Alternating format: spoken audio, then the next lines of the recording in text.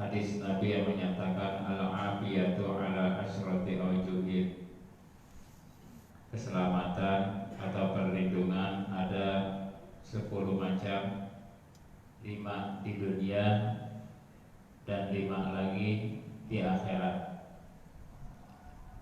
Untuk afiyah di dunia sudah kita bahas sekarang. Wa ammal lati fil akhirati, adapun afiyah atau keselamatan allati fil akhirati yang ada di akhirat, keselamatan yang ada di akhirat, fa innahu ya'tihi malakul mauti, bahwasanya akan datang kepada dia malakul maut, atau bahwasanya malakul maut akan datang kepada dia birrahmati, dengan membawa rahmat, memberikan kasih sayang, walutfi, dan belas kasih, ayrifti, yakni belas kasih inda naz'i ruhihi, ketika dicabut rohnya.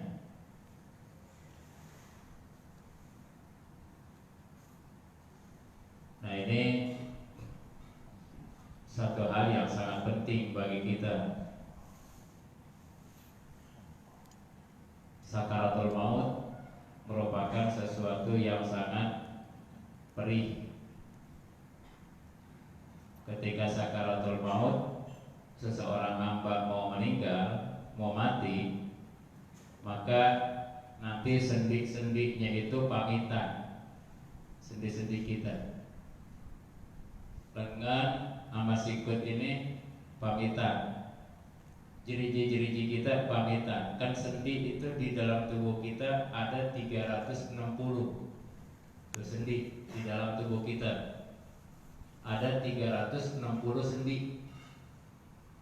Kalau saya sih percaya aja. Kalau yang nggak percaya silakan hitung. Saya sih yakin aja dengan penjelasan yang saya udah baca. Nah, makanya sendi-sendi ini, kalau nggak salah di Anas Tolibin, kalau nggak salah, itu disedekahin sendi-sendi kita. Sedekahinnya dengan apa? Dengan sholat duha. Tuh.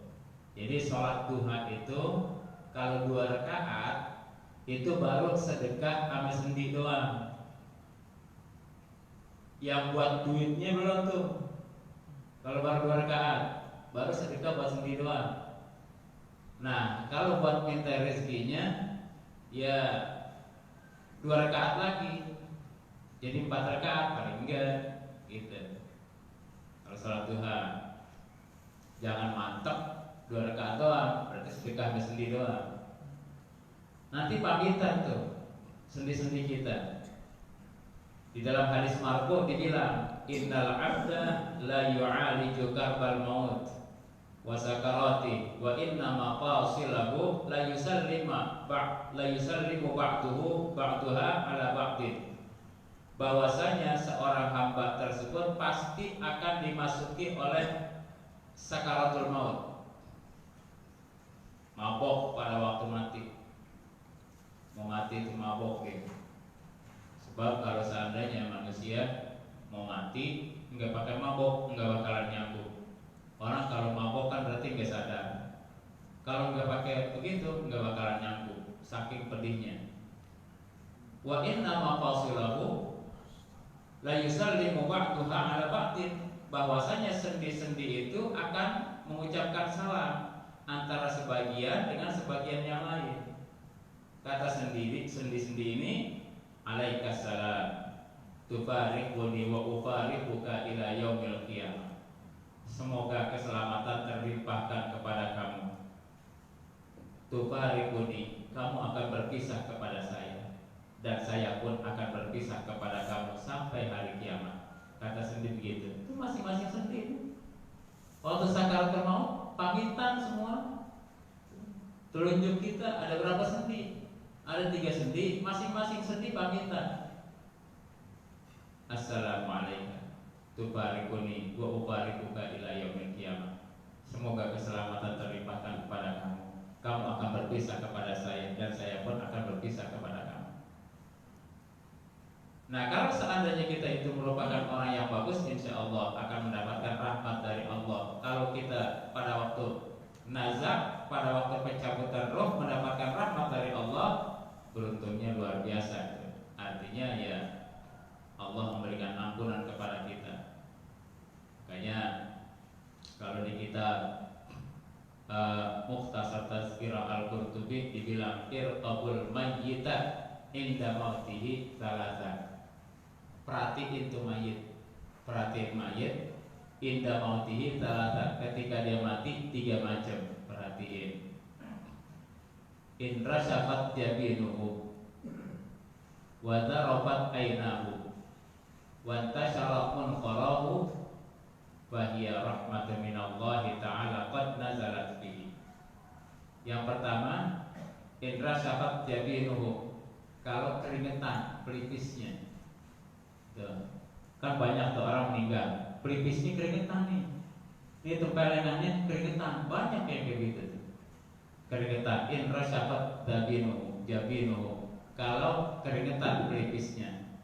Wa darafat ainahu, kedua matanya mengeluarkan air mata, ngalir di sini. Sering orang meninggal ngalir air mata di sini.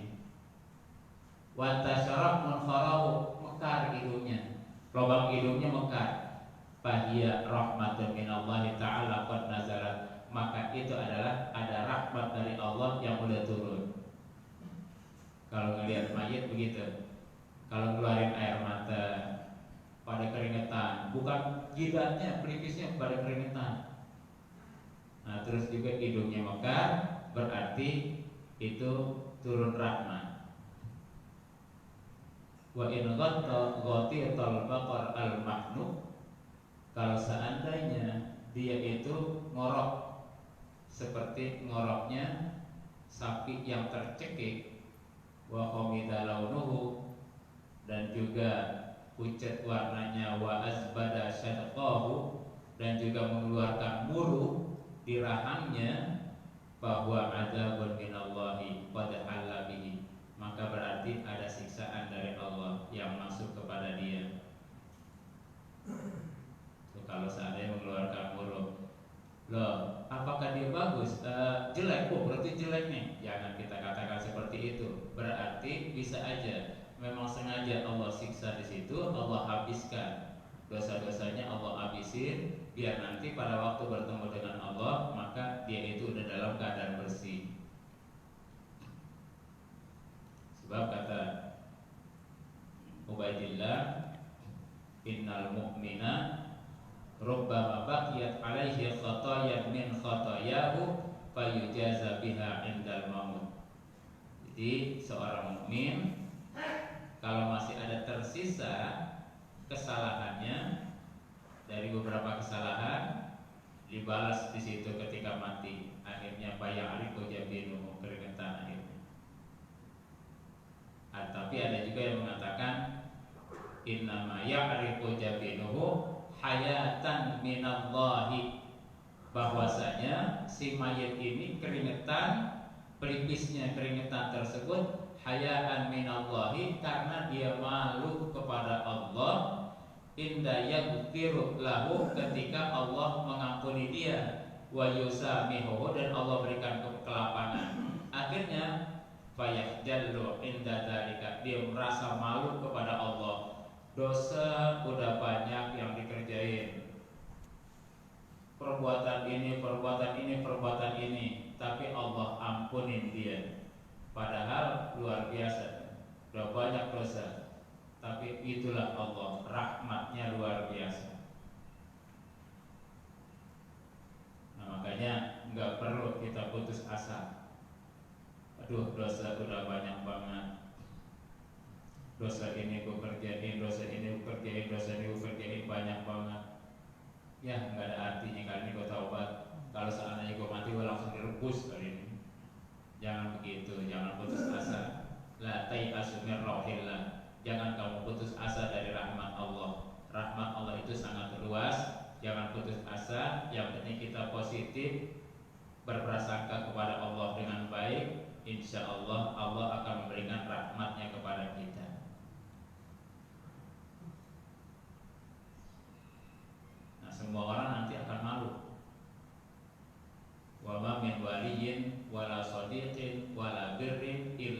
huwa yastahyi min rabbih azza wa jalla.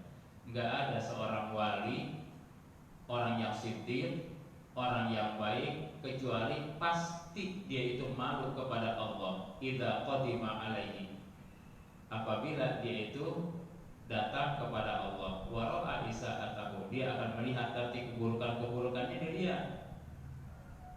Dan di samping itu juga dia ngelihat juga ihsan rohnya, kebaikan daripada Allah. Dia lihat juga berbuat buruk, keburukannya dia lihat, kebaikan Allah dia lihat. Dilihat. Nah, karena semuanya dilihat, malu ya Allah. Perbuatan buruk saya banyak banget ya Allah, tapi Engkau masih berbuat baik aja. Sekarang juga kan Allah masih berbuat baik kepada kita.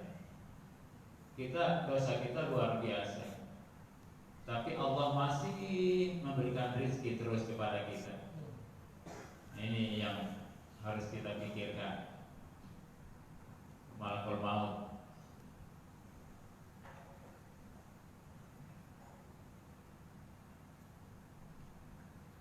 Luar biasa. Malakul maut itu gede. Dia kan bisa berubah-ubah. Malakul maut itu bentuknya bisa berubah-ubah.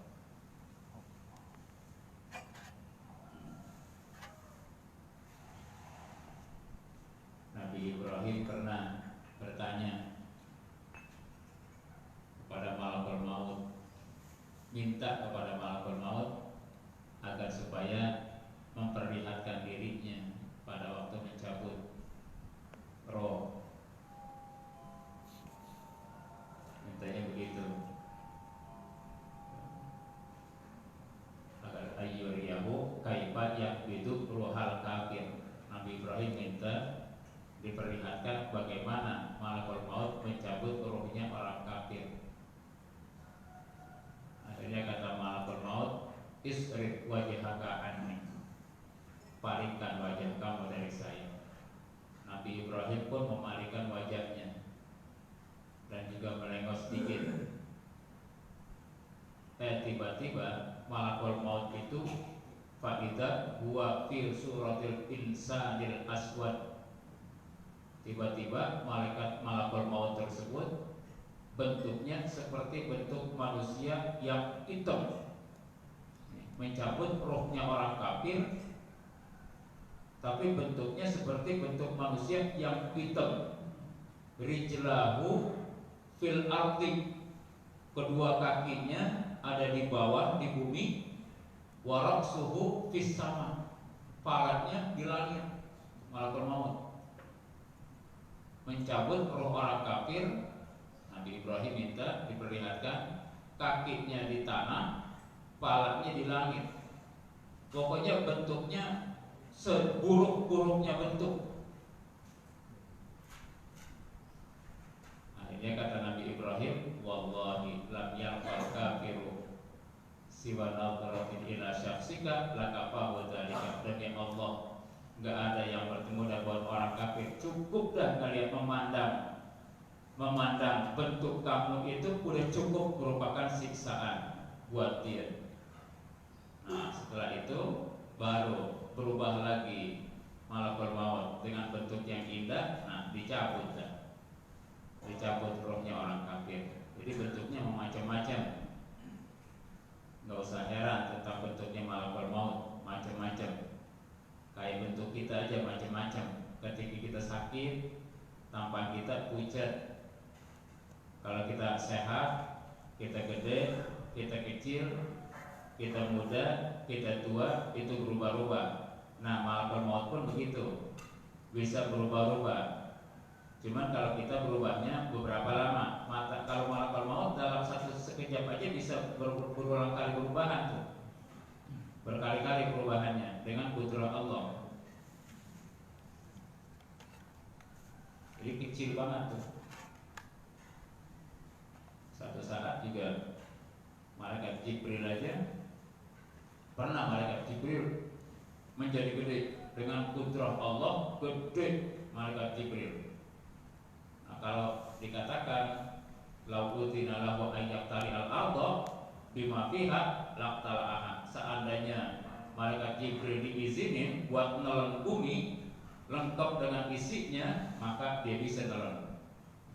Saking gedenya itu malaikat. Tapi satu saat bisa juga menjadi kecil, dia tasawaru, dia awqatin, bisa kecil.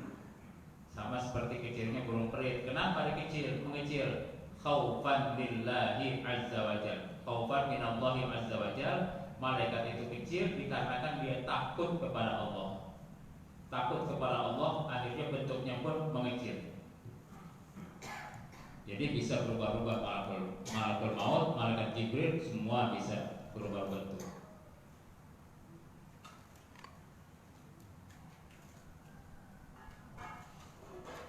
Nah, nanti keselamatan di akhirat itu malakul maut akan datang kepadanya dengan penuh rahmat. Jadi begitu ya. Perhatiin 3 macam tadi. Kalau seandainya keluarin keringat, maka berarti ada rahmat dari Allah. Ada air matanya mayit, ada rahmat dari Allah. Wasani yang kedua, abiyah yang kedua, la yurawimuhu ay la yufzimuhu munkarun wa nakirun fil qabri. La yurawimuhu ay la yufzimuhu, tidak akan mengagetkan kepada dia. Munkarun, malaikat munkar difathil kaki dengan dibaca fathah hakapnya, wa nakirun, dan malaikat nakir, munkar nakir, enggak akan mengagetkan dia fil qabri, di dalam kubur. Enggak bikin dia kaget, datangnya juga lemah lembut, wajahnya juga indah, enak dilihat, balyuk disuhu, akan tetapi sangat menghibur. Si munkar nakir itu menghibur kepada dia, ngenakin, datangnya juga enak, ya karena bisa berubah bentuk, bisa bentuknya itu indah, bisa juga buruk bentuknya, ngagetin kalau datang, bisa enggak, bagusnya datangnya bagus, enak sama kita. Wa maji umarakin indal qabdi, kan nanti yang datang kepada kita kalau dikubur, kita pas dikubur tuh udah dikuburin rata. Kan kalau kuburan kan yang paling bagus bukannya munjung, kalau di kita kan munjung kuburan, digituin ya munjung. Bagusnya bukan munjung, diratain rata, nanti tingginya itu kira-kira sejengkal. Nah terus tengahnya rata, bukan munjung begini yang paling bagus aturannya. Kalau lubang lahat di kita kan lubang lahat di dindingnya dicoak tuh, ya lubang lahat dindingnya dicoak kalau di kita, di dalamnya. Sebenarnya kalau lubang lahat itu bukan dindingnya, bawahnya pinggir, digali lagi pinggir tuh, pinggirnya. Jadi kalau di sini ini dinding misalnya, di sini dinding, ini kan yang bawahnya nih, lantainya lantai. Nah nih di pojoknya tuh gali lagi, itu lubang lahat, gali lagi seukuran untuk badan si mayit, itu namanya lubang lahat. Nanti dimiringin dia. Jadi ada, kalau seandainya tanahnya kayak gembur, bikin lubang lahat. Tapi kalau seandainya gembur di tengah-tengah, mestinya begitu lubang lahat. Itu seakan-akan kamar buat dia, buat si mayit. Nah, nanti kalau udah saya ini tuh didudukin dia, semuanya pada pulang dari kubur. Nah maka didudukin dia, datang malaikat. Makanya kalau kita habis nguburin, jangan pulang semua, jangan. Jadi rapi kita nguburin. Ya kalau dia dengar tuh koser-koser kasendar, dengar semuanya, jangan langsung pulang semuanya, tungguin dulu seukuran. Kalau di Mukhtasar Tadhkirah, tungguin seukuran orang motong onta. Kita kambing dah misalnya, seukuran motong kambing, ngulitin, nyacak-nyacak, bagi-bagiin. Kira-kira berapa lama kira-kira? Taruhlah sejam setengah misalnya, tungguin sampai sejam setengah. Terserah mau baca ke mau enggak ke, di sini yang penting tungguin dulu. Kenapa begitu? Sebab ini rumah baru, dia belum tahu kondisinya bagaimana kira-kira. Biar dia tenang di situ, ditungguin dulu. Kenapa begitu? Sebab malaikat kalau di situ masih ada manusia, dia belum nanya dia. Kalau masih ada manusia, dimuliakan, malaikat menghormati manusia. Ntar kalau semuanya udah bubar, nah baru ditanya, datang malaikat tuh. Sebelum munkar nakir, ruman dulu, malaikat ruman. Setelah malaikat ruman, baru amal kita datang, berubah tuh menjadi sosok tuh, menjadi sosok makhluk amal kita. Kalau amal kita amal baik, makhluknya indah, bagus. Tapi kalau amalnya amal buruk, jeleknya luar biasa dan juga antanu, sangat busuk baunya. Nah, setelah itu, setelah amal kita, baru yang ketiga malaikat munkar nakir datang kepada kita. Kalau seandainya amal kita itu buruk, maka malaikat munkar nakir datangnya dengan bentuk yang buruk. Kalau seandainya amal kita bagus, maka dengan bentuk yang indah, enak, menyenangkan hati kita. Yukni subuh, menyenangkan hati kita.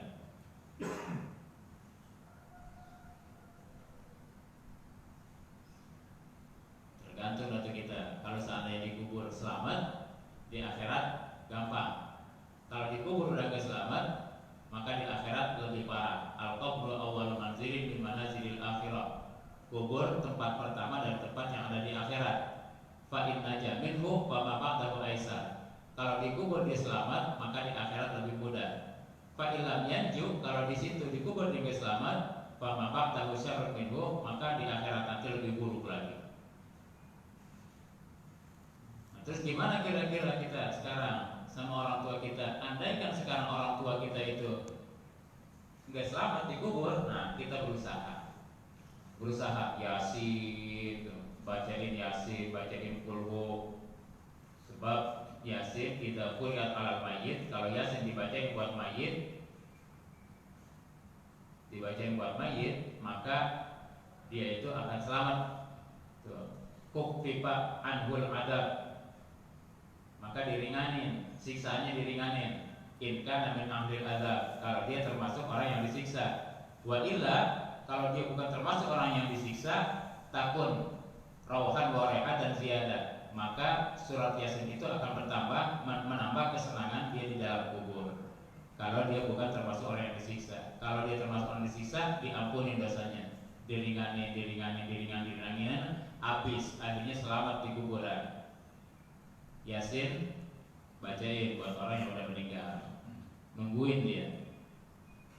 Iqra'u yasin ala mautakum, bacain yasin buat orang yang meninggal di antara kamu.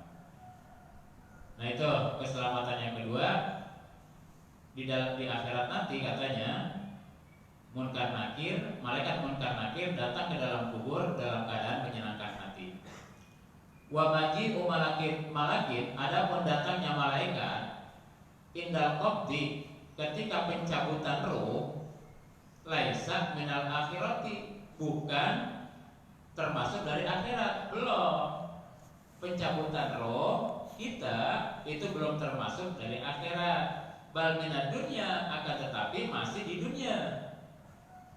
Wa kata al mayyitu fil qabri, begitu juga mayit di dalam kubur, itu belum dikatakan dunia, bukan dikatakan akhirat. Belum bisa dikatakan akhirat, di kubur belum di akhirat, belum di akhirat. Namun fakullu ma qaraba syai'an yu'ta hukmuhu, maka adapun setiap sesuatu yang mendekati pada sesuatu yang lain, segala apa saja yang mendekati pada sesuatu, yu'ta hukmuhu, maka diberikan hukumnya. Orang kalau udah di dalam kubur, berarti udah nggak bisa ngapa-ngapain lagi dia. Udah dekat kepada akhirat, maka akhirnya karena dekat pada akhirat dihukumi akhirat. Sebenarnya belum akhirat kalau kubur belum. Nanti akhirat baru, hari pembalasan tuh di akhirat. Di situ belum dikatakan hari pembalasan. Di akhirat nanti hari pembalasannya yang sangat berat tuh. Siksaan sedikit aja beratnya luar biasa. Di akhirat, kubur belum. Di dunia sekaratul maut belum, karena dekat. Orang kalau seandainya sekaratul maut udah nggak sadar, udah nggak bisa ngapa-ngapain dah. Menyebut Allah aja udah susah. Makanya yang bisa tahu nikmatnya hidup itu adalah orang yang mati. Yang bisa tahu nikmatnya hidup orang yang mati. Orang yang mati pengen banget dihidupin lagi. Jangan lama-lama hanya sekedar bisa nyebut Allah doang. Ya Allah, hidupin saya. Walaupun hanya nyebut Allah aja satu kali udah begitu, tuh pengen banget ya. Tapi gak bisa. Udah gak bisa. Yang ngerasain nikmatnya seger, nikmatnya sehat, ya orang yang sakit. Nikmat banget. Nikmat sehat luar biasa. Kalau dia udah sakit, yang mati pengen banget dihidupin. Makanya ketika dia mati, dia bilang, Rabbirji'un la'alli amal salihah. Ya Allah, kembalikan saya dulu walau sekejap agar saya bisa berbuat baik. Udah mati baru ngomong gitu, udah terlambat. Pada waktu sekarang udah terakhir sudah. Ngelihat aja kita balagatil hulqum wa antum min ajatan turun. Kalau roh udah sampai di sini tenggorokan, udah sampai tenggorokan, oh udah. Wa antum hina ini turun. Kamu lihat tuh, kita bisa lihat tuh amal kita yang baik kita lihat, yang buruk kita lihat tuh. Udah sampai sini kita lihat semuanya tuh amal kita. Nah, tinggal malaikat Jibril menampakkan tuh surga atau nerakanya kelihatan di situ. Dari sayapnya ditebarkan sayapnya. Wasal itu yang kedua, yakunu aminan. Dia itu menjadi orang yang aman. Ayghayra khaifin, yakni gak takut. Fi waqtil fazail akbari, pada waktu fazail akbar, yakni huru hara yang sangat besar, hari kiamat nanti. Wa huwa hina yu'maru bil kafiri bidzahabi ilan nar wa hina tughlaqun naru ala ahliha. Fazaul akbar itu yaitu hina yu'maru bil kafiri, ketika orang kafir diperintahkan bidzahabi ilan nari, untuk pergi ke neraka. Orang kafir diperintahkan untuk pergi ke neraka. Wahina tughlaqun naru, dan ketika ditutup neraka ala ahliha, terhadap penghuninya. Ditutup nanti. Orang Islam udah pada masuk surga tuh. Orang yang beriman udah pada masuk surga semuanya. Orang kafir masuk neraka semuanya. Nah, kalau udah begitu tutup dah. Surga ditutup, neraka juga ditutup. Kalau ditutup bisa keluar, udah nggak bisa. Tutup dah. Wayat asuna minal khuruji minha, dan mereka putus asa untuk bisa keluar dari neraka. Orang kafir putus asa minal khuruji minha, untuk keluar dari api neraka, dan gak bisa, dan putus asa dah. Wa hina yudbahul mautu fi surati kabsin, dan ketika disembelihnya kematian fi surati kabsin amlah, menyerupai kambing gibas yang sangat bagus. Disembelihnya bainal jannati wan nari, antara surga dan neraka. Nanti orang beriman masuk surga, orang kafir masuk neraka. Udah gak ada lagi situ. Yang berjembat udah rapih semuanya. Udah rapih, udah gak ada berjembat lagi. Nah, di saat itu dah yang namanya mati disembelih udah. Mati itu dikasih bentuknya seperti kambing gibas yang sangat bagus, disembelih antara surga dan neraka, disirot berarti disembelih. Kalau kematian udah disembelih, nggak ada lagi kematian, nggak ada lagi. Makanya orang yang di dalam surga dia bilang, khuludun fiha, kekalah kamu di dalam surga selama-lamanya, kekal. Enggak mati-mati. Yang di neraka, khuludun fiha, kekalah kamu di neraka selama-lamanya. Kata Nabi begitu. Idza shara ahlul jannati ilal jannah wa ahlun nari ilal nar. Apabila penghuni surga udah berada di dalam surga, penghuni neraka berada di dalam neraka, ji'abil mauti, lalu didatengin kematian. Hatta yuj'ala bainal jannati wan nar, sehingga kematian diletakkan antara surga dan neraka, tsumma yudbahu, kemudian disembelih kematian. Habis disembelih kematian, tsumma yunadi munadin, kemudian ada yang berteriak, yang berseru, ya ahlal jannah la mauta, wahai penghuni surga, la mauta, gak ada kematian sama sekali. Ya ahlan nar la mauta, wahai penghuni neraka, gak ada kematian lagi, karena kematian disembelih. Nah, fayazdadu ahlul jannati farhan, lalu penghuni surga bertambah-tambah kebahagiaannya karena gak ada kematian. Wazdada ahlun nari husnan ila husnihim, dan penghuni neraka sedih dengan sesedih-sedihnya tuh. Gak ada lagi kematian. Jadi yang penghuni neraka dan putus asa dah. Ada juga riwayat mengatakan nanti kematian tersebut diberhentikan, tapi diteriakin, ya ahlul jannah ata'rifuna hadza, wahai penghuni surga, apakah kau kenal dengan ini? Akhirnya mereka ngeliat, mereka bilang, na'am hadza maut, ya saya tahu dia adalah kematian. Penghuni neraka begitu juga, ya ahlan nar hal ta'rifuna hadza, wahai penghuni neraka, apakah kamu kenal ini? Mereka ngeliat lagi, na'am hadza maut, iya ini adalah kematian. Baru disuruh sembelih itu kematian. Nah, terus dibilang, ya ahlal jannah khuludun la mauta fiha, ya ahlan nar khuludun la mauta fiha, wahai penghuni surga, kekalah kamu di dalam surga, enggak ada lagi kematian. Wahai penghuni neraka, kekalah kamu di neraka, enggak ada lagi kematian. Senang, ahli surga senang. Yang ahli surga, ya karena ada di surga, tinggal kenikmatan-kenikmatan doang yang ada di situ. Dia udah nembus dirinya dengan ketaatan kepada Allah. Sementara orang kafir sengsara, udah di neraka selamanya.